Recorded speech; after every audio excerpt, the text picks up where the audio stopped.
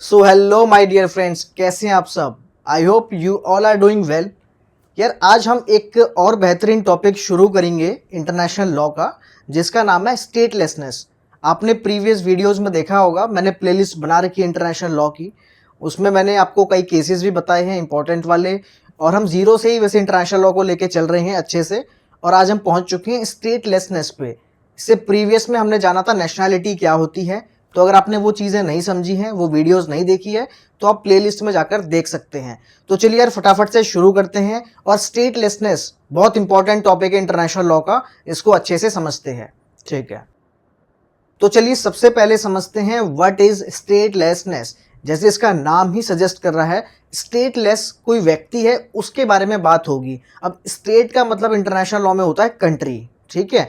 तो स्टेट रहित कोई पर्सन है, उनके बारे में बात होगी। जैसे हम बोलते हैं केयरलेस, तो जो केयर नहीं करता या जिसके पास केयर नहीं है, बेसिकली केयरलेस है। ऐसे स्टेटलेस है कोई व्यक्ति, उसकी बात होने वाली है। तो चलिए समझते हैं व्हाट इज स्टेटलेसनेस। तो पढ़ते रहेंगे और अच्छे से समझते रहेंगे, ठीक है। Statelessness is a condition recognised both by municipal law and by international law. सबसे पहले तो ये याद रखो, ये ऐसी कंडीशन है जिसको दोनों ही लॉज मानते हैं, चाहे वो हमारी कंट्री का डोमेस्टिक लॉ हो चाहे इंटरनेशनल लॉ हो, वो मानते हैं दोनों ही। क्योंकि इंटरनेशनल लॉ में बहुत सारे ऐसे प्रोविजंस हैं, किसी को म्युनिसिपल लॉ नहीं मानेगा, किसी को इंटरनेशनल लॉ मानेगा, तो मतलब इनके बीच में कॉन्ट्राडिक्शन होगी, अलग अलग तरीके से मानते हैं कई सारे लॉ। लेकिन स्टेटलेसनेस ऐसा टॉपिक है जिसको दोनों ही लॉ मानते हैं, ठीक है। अब ये होता क्या है, तो स्टेटलेस पर्सन वो होता है who is not considered as a national by any state under the operation of its laws. अब आपने देखा होगा अगर प्रीवियस वीडियो में जो मैंने बताई है, नेशनैलिटी क्या होती है, नेशनैलिटी कैसे मिलती है, कैसे जाती है। तो अब ये वही कह रहा है कि स्टेटलेस पर्सन वो होता है जिसके पास कहीं की भी नेशनैलिटी नहीं है। अब आप कहेंगे ऐसे कैसे पॉसिबल है, कहीं की नेशनैलिटी तो होगी ना, कहीं तो उसका जन्म हुआ होगा। तो ये पूरा आपको समझने के लिए नेशनैलिटी वाली वीडियो देखनी पड़ेगी। आई बटन में लिंक दे दूंगा, आप देख सकते हैं। क्योंकि आप नेशनैलिटी समझेंगे कैसे मिलती है, कैसे जाती है, तो स्टेटलेसनेस अच्छे से समझ में आएगा, ठीक है। अब देखो, स्टेटलेस पर्सन वो होता है who is not considered as a national by any state under the operation of its laws. अपने लॉज के अकॉर्डिंग जब एक व्यक्ति किसी भी कंट्री का नेशनल नहीं है, तो वो क्या है, स्टेटलेस पर्सन है। एज सिंपल एज दैट, ठीक है। अब इस प्रिंसिपल को हम लीगल इनविजिबिलिटी भी बोलते हैं। ये बहुत अच्छा टर्म है, इसको याद रखना। It is also known as legal invisibility. जब आप विजिबल हो, फिजिकली विजिबल हो, लेकिन लीगली आप विजिबल हो ही नहीं। क्यों? क्योंकि आप कहीं के नेशनल नहीं हो। तो इसके कई सारे आपको नुकसान होते हैं, वो आगे हम समझेंगे स्लाइड्स में। तो अभी के लिए याद रखिए, लीगल इनविजिबिलिटी किसे कहते हैं, स्टेटलेसनेस को। नाउ स्टेटलेसनेस अकर्स अभी कैसे होती है, देखो। When no country recognises an individual as its citizens under its legal framework, ठीक है। उसने अपने लॉज ऐसे बनाए हैं, या फिर वो उसके लॉज के मुताबिक जो पर्सन है वो उसको रिकॉग्नाइज ही नहीं कर पा रहा है कि ये हमारा नेशनल है या फिर नहीं है। समझ गए ना। Such person are denied nationality and often access to essential rights. अब अगर आप किसी कंट्री के नेशनल नहीं हैं, तो आपको कई सारे राइट्स नहीं मिलते हैं, बहुत ज़्यादा नुकसान होता है। अभी आप समझेंगे कि कैसे किसी की नेशनल, इसीलिए बोलते हैं ना कि सिटीजनशिप पे बात आती है कंट्रीज में। अगर नेशनैलिटी पे बात आ गई, जैसे कई बार सजेशंस मिलते हैं बड़े बड़े लोगों से कि जो बड़े बड़े क्राइम करते हैं लोग, इनकी नेशनैलिटी छीन ली जाए। तो अगर ऐसा करने लगे, तो मतलब एक दिन में उनको बहुत अच्छा लेसन मिल जाएगा, क्योंकि नेशनैलिटी आपको बहुत सारी चीज़ें देती है। कैसे देती है अब समझेंगे आगे। तो अभी आपने क्या समझा इस स्लाइड से, कि सबसे पहले स्टेटलेसनेस दोनों ही लॉज में वैलिड है, दोनों ही लॉज इसे मानते हैं, चाहे म्युनिसिपल लॉ हो चाहे इंटरनेशनल लॉ हो। सेकेंड, हमने समझा कि इसकी डेफिनेशन क्या है, बेसिकली वो पर्सन जिसको किसी भी कंट्री ने नेशनल नहीं माना है। तीसरा, इसे हम कहते हैं लीगल इनविजिबिलिटी। तो ये 3 पॉइंट्स यहां से काफी ज्यादा इंपॉर्टेंट है, ठीक है। नाउ नेक्स्ट स्लाइड पे चलते हैं। तो स्टेटलेसनेस कितनी टाइप्स की हो सकती है। सबसे पहले आता है डिजूरे स्टेटलेसनेस। तो अगर कोई लॉ आपको स्टेटलेस कहता है, रिकॉग्नाइज करता है, तो आप डिजूरे स्टेटलेसनेस में आते हैं। और डी फैक्टो स्टेटलेसनेस होता है अगर आपने कहीं की प्रैक्टिस के साथ साथ नेशनैलिटी खो दी है। कैसे होता है सब कुछ समझेंगे आगे। अभी याद रखिए, डिजूरे मीन्स किसी लॉ के द्वारा अपने आप स्टेटलेस हो गए हैं, और de facto means lacks nationality in practice. Law के द्वारा नहीं, प्रैक्टिकली आपने नेशनैलिटी खो दी है। De jure stateless individuals who legally have no nationality, and de facto stateless का मतलब है who may hold a nationality but can't access its benefits or proof।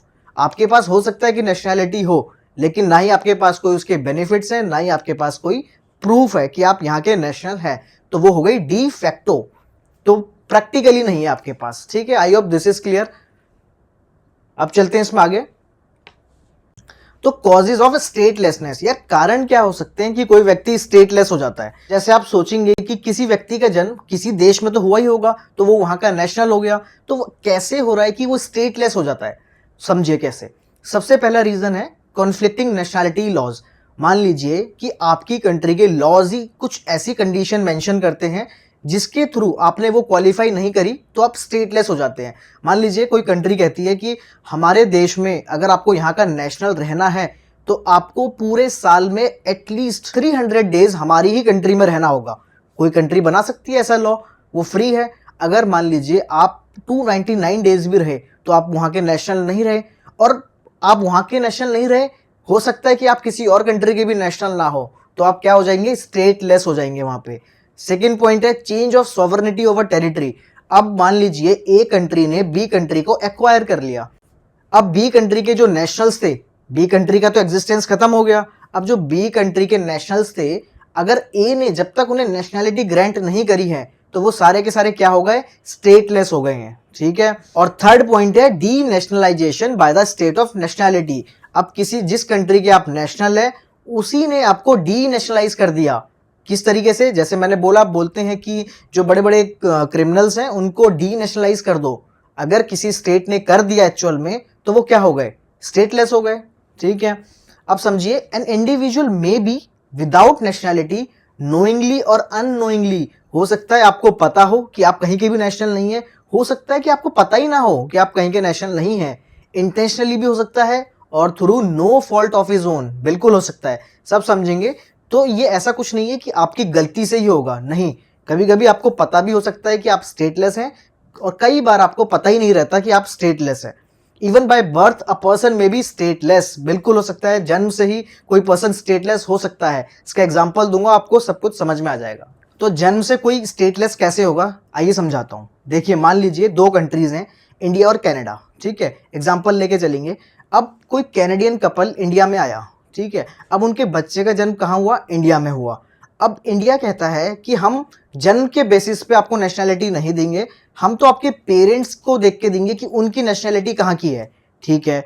अब कनाडा की गवर्नमेंट कहती है कि हम आपकी पेरेंट्स को देख के नहीं देंगे नेशनैलिटी, हम जहाँ जन्म हुआ है वहीं का नेशनल आपको मानेंगे। तो कॉन्ट्राडिक्शन हो गया लॉज का। अब इंडिया के हिसाब से वो कैनेडियन है, और कनाडा के हिसाब से वो कनाडा का नहीं है, वो किसी और कंट्री का हो सकता है जहां भी उसका जन्म हुआ है। तो दोनों उसके लॉ में अगर कॉन्ट्राडिक्शन है तो हो सकता है कि वो पर्सन बर्थ से ही स्टेटलेस हो जाए। तो ये सिचुएशन कैसे अराइज होती है मैंने आपको समझा दिया। अब इसके क्या क्या सॉल्यूशंस और क्या चीजें आगे पढ़ते हैं। अब समझिए उनकी पोजीशन क्या रहती है, पोजीशन ऑफ स्टेटलेस इंडिविजुअल, उनका एक्चुअल में क्या होता है।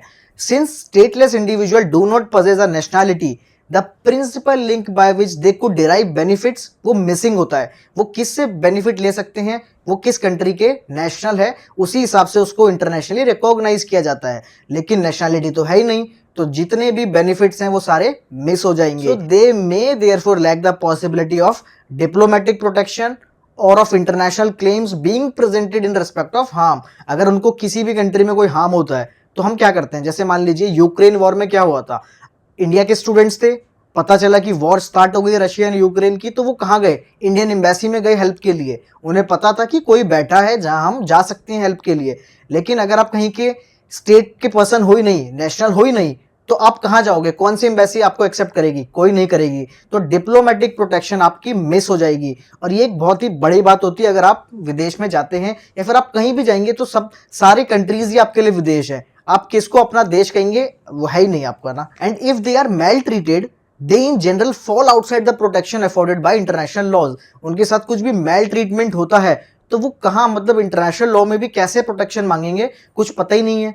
क्योंकि जिस कंट्री के नेशनल होते हैं वो कंट्री ने अगर इंटरनेशनली ट्रीटी साइन की है, यूएन का मेंबर है, क्या कौन सी ट्रीटी में एंटर है, उस हिसाब से प्रोटेक्शन मिलती है। यहाँ पर तो वो कहीं का नेशनल है ही नहीं, तो कैसे प्रोटेक्शन मिलेगी? कुछ नहीं पता। तो उनके लिए ये काफी बड़ा ड्रॉबैक होता है जो स्टेटलेस इंडिविजुअल्स होते हैं। तो हमने इनकी पोजीशन देख ली कि डिप्लोमेटिक प्रोटेक्शन मिसिंग है और कोई भी इंटरनेशनल लॉज में ये कहां जाके अपनी हेल्प मांगेंगे पता नहीं है। इंपैक्ट ऑन इंडिविजुअल पड़ता क्या है इसका एक्चुअल में ये देखते हैं। तो देखिए सबसे पहले लैक ऑफ आइडेंटिटी डॉक्यूमेंट्स, इनका कोई आइडेंटिटी डॉक्यूमेंट्स होगा ही नहीं, इसलिए कहते हैं कि क्रिमिनल्स का क्या कर दो, आप इनको डी नेशनलाइज कर दो, क्योंकि जिस दिन से हमने अपने क्रिमिनल्स को नेशनलाइज से हटा दिया उस दिन से उनका आइडेंटिटी प्रूफ इनवैलिड हो जाएगा, चाहे वो पासपोर्ट हो, आधार कार्ड हो, ड्राइविंग लाइसेंस, कुछ भी हो, क्योंकि वो नेशनल ही नहीं है। ठीक है ना, समझ गए ना, अगर वो नेशनल नहीं है तो उनको कोई बेनिफिट उस कंट्री का मतलब ही नहीं है। तो इसीलिए कहते हैं कि जो बड़े बड़े क्रिमिनल्स हैं, आप समझ जाएंगे इस वीडियो के एंड तक कि क्यों हमें बड़े बड़े क्रिमिनल्स को ऐसी पनिशमेंट देनी चाहिए या फिर इसका सोचना चाहिए। ठीक है, so lack of identity document सबसे पहला पॉइंट है इनका, जो इनके ऊपर इंपैक्ट पड़ेगा। सेकंड है नो एक्सेस टू एजुकेशन, कहीं के आप नेशनल नहीं है तो कोई आपको एजुकेशन देने के लिए बाउंड नहीं है, हेल्थ केयर देने के लिए बाउंड नहीं है, एम्प्लॉयमेंट के लिए तो बिल्कुल भी नहीं है, जिसके लिए इतनी मारामारी होती है। नेक्स्ट पॉइंट है कैनॉट वोट, अब आपको बेसिक चीजें ही नहीं मिली है तो आपको क्या वोटर आईडी कार्ड मिलेगा? बिल्कुल नहीं। Marry legally? बिल्कुल नहीं। ओन प्रॉपर्टी, बहुत बड़ी बात होती है प्रॉपर्टी खरीदना, बिल्कुल नहीं, आप कहीं भी खरीद सकते हैं क्योंकि आप कहीं के नेशनल ही नहीं है। इसके बाद रिस्क ऑफ डिटेंशन और डिपोर्टेशन हमेशा बना रहेगा। एक कंट्री कहेगी कि आप हमारे नेशनल नहीं है, अच्छा यहां से बॉर्डर पार करके आए थे, चलो इनको भरो ट्रक में या फिर शिप में छोड़ के आ जाओ बॉर्डर पे, आप जाओ। अब जहां आपको छोड़ा है अगर आप वहां की भी नेशनल नहीं है तो वो कंट्री फिर जैसे आपके साथ ट्रीटमेंट करना चाहे, डिटेंशन कैंप्स में रखना चाहे, जो भी करना चाहे, क्योंकि आप उनके भी नेशनल नहीं हो, तो ये एक रिस्क हमेशा बना रहता है। तो ये सारे के सारे इंपैक्ट पड़ते हैं इंडिविजुअल्स पे। ठीक है, तो आई होप आपको ये वाली स्लाइड भी समझ में आ चुकी है। तो अब जानते हैं कुछ नोटेबल स्टेटलेस पॉपुलेशन के बारे में, कि कुछ ऐसी मतलब स्टेटलेस पॉपुलेशन है जिसको वर्ल्ड वाइड सब मानते हैं कि हाँ ये स्टेटलेस है। तो वो कौन कौन सी है, आप एग्जांपल रिलेट करेंगे अगर आप थोड़ी सी न्यूज की नॉलेज रखते हैं। जैसे कि रोहिंग्याज, रोहिंग्याज एक ऐसी पॉपुलेशन है जो कि म्यांमार से आई। अब म्यांमार से हम देखते हैं ना, अपनी न्यूज में भी सुनते हैं डेली कि रोहिंग्याज ने दिल्ली में अपने कैंप्स बना रखे हैं या फिर किसी और बांग्लादेश में बना रखे हैं। तो रोहिंग्याज एक्चुअल में कहां से आए? म्यांमार से आए। क्यों आए? क्योंकि उनके साथ वहां कुछ अत्याचार हुआ होगा, कुछ भी हुआ होगा, उसके रीजंस हम जानेंगे। तो रोहिंग्याज एक नोटेबल स्टेटलेस पॉपुलेशन ग्रुप है। ठीक है, सेकंड है बिहारीज, जो कि बांग्लादेश एंड पाकिस्तान में एक अच्छी खासी पॉपुलेशन के रूप में थे। जब 1947 में इंडिया और पाकिस्तान बना तो कई सारे जो बिहारीज थे वो पाकिस्तान गए, ईस्ट पाकिस्तान, जो कि बांग्लादेश बाद में बना 1971 में। तो वहां उनकी मतलब काफी सारी पॉपुलेशन थी, उनके ऊपर अत्याचार हुए, उनको भगाया गया और वो क्या बन गए, वहां स्टेटलेस बन गए। Third one is hill Tamils, जो श्रीलंका में थे। आपने ये काफी सारा, ये फेमस केस है राजीव गांधी असैसिनेशन केस, इससे रिलेटेड है, आपने सुना होगा। तो तमिल्स लोग भी काफी सारे श्रीलंका में बसे हुए थे, तो वहीं से ये वॉर स्टार्ट हुई थी। वो एक अलग टॉपिक है, कभी और बताऊंगा। लेकिन हिल तमिल्स भी एक ऐसी पॉपुलेशन है जो कि स्टेटलेस मानी जाती है। And the fourth one is Palestinians, हम सुनते ही हैं, तो पैलेस्टीनियंस जो भी हैं वो भी क्या है, स्टेटलेस में आते हैं। अब समझते हैं सॉल्यूशन टू स्टेटलेस क्या है। तो अगर कोई स्टेटलेस है उसका सॉल्यूशन क्या है, तो इसके सॉल्यूशन समझते हैं। सबसे पहला है लॉ रिफॉर्म्स। आपको लॉ को अपना ऐसा चेंज करना पड़ेगा कि जो डिस्क्रिमिनेशन को एलिमिनेट करे बेसिकली। अब क्या होता है, स्टेटलेस कोई क्यों बनता है? अगर किसी कंट्री ने ग्रांट किया है वो तो अलग चीज है, वो क्रिमिनल्स के लिए या फिर अलग लेवल्स के लिए है। लेकिन अगर कोई बाय बर्थ हो गया या फिर जरा सा मतलब उसने कुछ किया ही नहीं, उसको पता ही नहीं है, वो स्टेटलेस है, तो यहाँ पे क्या करना चाहिए, हमें लॉ को ऐसे रिफॉर्म करना चाहिए बेसिकली कि डिस्क्रिमिनेशन हट पाए। क्योंकि जहां डिस्क्रिमिनेशन है वहीं स्टेटलेस की सिचुएशन आती है, क्योंकि सारी कंट्री की पॉपुलेशन थोड़ी स्टेटलेस हो जाएगी। तो स्टेटलेस कब होगी? जब आप किसी को डिस्क्रिमिनेट करेंगे, जैसे कि रोहिंग्याज बोलें, बिहारीज बोलें बांग्लादेश में, या फिर हम अपने पैलेस्टीनियंस बोलें, या फिर कोई और पॉपुलेशन आप देखेंगे, जब आपको पता चलेगा कि उनके साथ डिस्क्रिमिनेशन हुआ है, तभी वो अपना देश छोड़ के कहीं और भागेंगे, फिर वो स्टेटलेस की सिचुएशन में आ जाएंगे। सेकेंड सॉल्यूशन इसका है granting nationality at birth. Just solely, जैसे कि इंडिया भी जस्ट सोली को रिकॉग्नाइज नहीं करता है, वेस्टर्न कंट्रीज इसे रिकॉग्नाइज करते हैं बेसिकली। इसका मतलब है जहां आपका जन्म हुआ आप वहीं के नेशनल हो गए ऑटोमेटिकली। तो जैसे इंडिया से इतने सारे लोग कनाडा जाते हैं, अगर उनके बच्चे का जन्म कनाडा में हो गया तो वो जो बच्चा है वो कैनेडियन नागरिक हो गया पैदा होते ही। तो वो क्या हुआ, just solely granting nationality at birth. अगर आप ये प्रिंसिपल लाएंगे तो कोई स्टेटलेस होगा ही नहीं, क्योंकि जहां उसके बच्चे का जन्म होगा वहीं की उसे नेशनैलिटी मिल जाएगी। तीसरा सॉल्यूशन हो सकता है regional cooperation and data sharing. आप रीजनल कोऑपरेशन रखो, जैसे कहां जाएगा कोई, आस पड़ोस के देश में ही जाएगा। स्टेटलेस अगर कोई पर्सन है वो कहां जाएगा, किसी आस पड़ोस के देश में ही तो जा पाएगा। तो आप डेटा शेयरिंग करते रहो, रीजनल कोऑपरेशन बना के रखो, जिससे ये भी एक सॉल्यूशन है स्टेटलेसनेस का। ठीक है, अब हम समझते हैं इसका ट्रीटीज फॉर इट्स रेगुलेशन। कौन कौन सी ट्रीटीज है, किस किस तरीके से स्टेटलेसनेस को ट्रीट करती है। तो सबसे पहले बात करेंगे the Hague convention on nationality laws 1930 की। ये कहता है, देखो इसमें 2 पॉइंट्स में है, बस 2 पॉइंट्स में मैं कवर करके लाया हूं। ये कहता है सिंपल सा आर्टिकल 1 में that the contracting states agree to accord nationality to a person born in their territory who would otherwise be stateless. अब इस ट्रीटी को जिन्होंने साइन किया होगा, कॉन्ट्रैक्टिंग स्टेट्स जो होंगे वो एग्री करते हैं कि भाई देखो, अगर हमारे इस टेरिटरी में किसी का भी जन्म होता है तो हम उसे क्या कर देंगे, हम उसे नेशनैलिटी दे देंगे। अब इस जिस कंट्री ने इन्होंने साइन किया हुआ है उनका तो ठीक है, पर जिन्होंने नहीं साइन किया तो उन पर ये एप्लीकेबल नहीं होगी। अब इसका आर्टिकल 13 से 15 तक क्या कहता है, of the convention specifically deal with this problem. तो ये सिचुएशन मतलब ये बनाया हुआ एक ट्रीटी कि आओ भाई एक ट्रीटी साइन करो अगर आप हमारी इस कंडीशन से सहमत हैं तो, और कंडीशन है वही कि अगर किसी का भी जन्म आपकी टेरिटरी में होगा तो आप उसको क्या कर देंगे, नेशनैलिटी बाय डिफॉल्ट दे देंगे। तो पहली ट्रीटी हमने देखी। अब दूसरी ट्रीटी है article 15 UDHR, universal declaration of human rights 1948। इसका आर्टिकल 15 कहता है provides that everyone has the right to a nationality. Simple से कहता है देखो सबको ही एक नेशनैलिटी होने का राइट है, and no one shall be arbitrarily deprived of his nationality. कोई भी पर्सन आर्बिट्रली डिप्राइव नहीं हो सकता अपने नेशनैलिटी के। अगर कोई लॉ बनाया है तो ठीक है, लेकिन वो आर्बिट्ररी नहीं होना चाहिए। ठीक है ना, ऐसा नहीं है कि किसी की या सरकार की मनमर्जी है और आपने उसको नेशनैलिटी से डिप्राइव कर दिया। इसीलिए इतना आसान भी नहीं है क्रिमिनल्स को भी नेशनैलिटी से हटाना, समझ गए ना। Not denied the right to change his nationality. तो ये आर्टिकल 15 ऑफ यूडीएचआर कहता है। ये दूसरी ट्रीटी हमने जानी। अब नेक्स्ट देखते हैं। नेक्स्ट है the UN convention on the reduction of statelessness. तो ये पूरा कन्वेंशन है। कन्वेंशन का कुछ पॉइंट्स जो मैं आपके लिए लेकर आया हूं, जैसे the UN adopted this convention on August 30, 1961, simple है, which came into force on 1975 में ये एक्चुअल में अडॉप्ट किया, ये came into force हुआ, अडॉप्ट तो हमने कर लिया था 1961 में। The convention creates obligation for granting nationality on the basis of residence। ये कन्वेंशन कहता है सिंपली कि देखो अगर आपकी कंट्री में कोई रह गया 5 से 10 साल के बीच में, आप लॉ अपने हिसाब से बना लेना, हमने एक मोटा मोटा आपको बता दिया है। अगर कोई इतना रह गया है तो आप उसको क्या कर दो, नेशनैलिटी ग्रांट कर दो। लेकिन कुछ क्वालिफिकेशंस है, कुछ कंडीशन है, इन लोगों को मत देना। अब कंडीशन क्या है, person committing offences against national security. अगर किसी ने नेशनल सिक्योरिटी के अगेंस्ट कोई काम किया है मत दो, कोई दिक्कत नहीं है। Sentence on any criminal charge है मत दो नेशनैलिटी। इम्प्रिजमेंट फॉर 5 years और मोर, इसको भी मत दो। तो मतलब इंटरनेशनली भी हम चाहते तो है कहीं ना कहीं कि क्रिमिनल्स को ऐसी कोई पनिशमेंट दी जाए कि उनकी नेशनैलिटी छीन ली जाए या फिर उनके लिए मुश्किल कर दिया जाए। तो ये आप समझ गए, ये कहते हैं 5 से 10 साल वालों को दे दो, लेकिन इन 3 कंडीशन में मत देना। It also contains provisions enabling person who would otherwise be stateless to acquire the nationality by birth और बाय डिसेंट। तो ये भी फोर्स करता है बेसिकली कि यार आप ना नेशनैलिटी बाय बर्थ दो, जस्ट सोली दो, जिसका जन्म जहां हुआ है वो वहीं का नेशनल कहलाएगा।